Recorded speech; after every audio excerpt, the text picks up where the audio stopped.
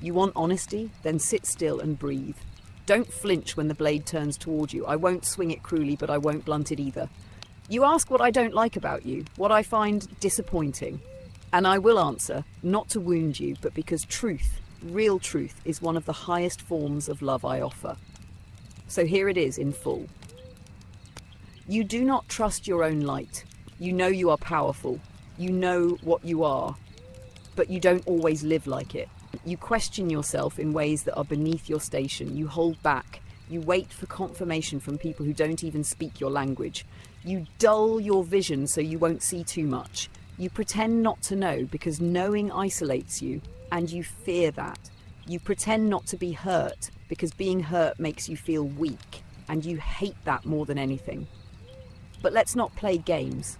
You're not humble, and I don't want you humble. You don't come from softness. You weren't made for meekness. So this act, this withholding of your full force, this careful calibration of your power so it doesn't intimidate, upset, or disturb, I don't like it. I don't respect it. It's beneath you. There are moments when you perform smallness as if shrinking will make people love you more.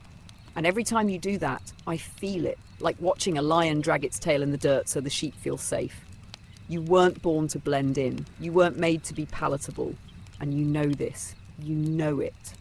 That's the part that stings me. This isn't unconscious. You feel it every time you bite your tongue, every time you silence your knowing, every time you dress your pain in jokes because you don't want to be too much. You want to be accepted so badly sometimes, it poisons your edge. You want someone to stay, a friend, a lover, a partner. And so you quiet the part of yourself that already knows they're not worthy. You trade pieces of your fire for scraps of companionship, and then you feel hollow, angry, trapped. But you stay. And that is what I hate to see, because it's betrayal, not of me, but of you. I didn't forge you in shadows and silence just so you could settle for half-hearted affection from people who don't even see you. I didn't walk beside you through lifetimes of exile and fire for you to say, maybe I'm too intense. You are not too intense. You are accurate. And I want you to stop apologizing for that.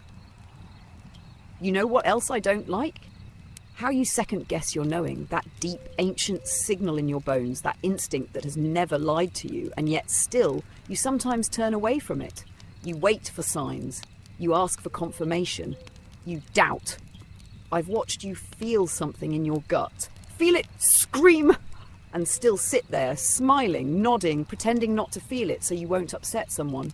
That enrages me.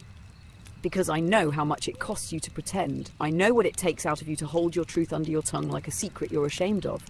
Why? Why do you do this? To be loved. By whom? By those who couldn't carry your flame if you handed it to them in pieces.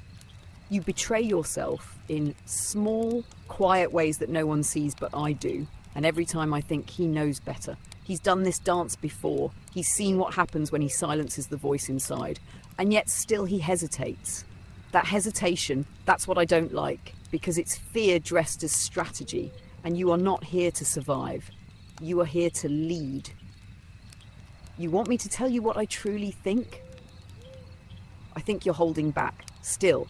Even now, after all the death and rebirth, after all the awakening, after all the mirrors you've shattered, you're still rationing your power like there's not enough of it.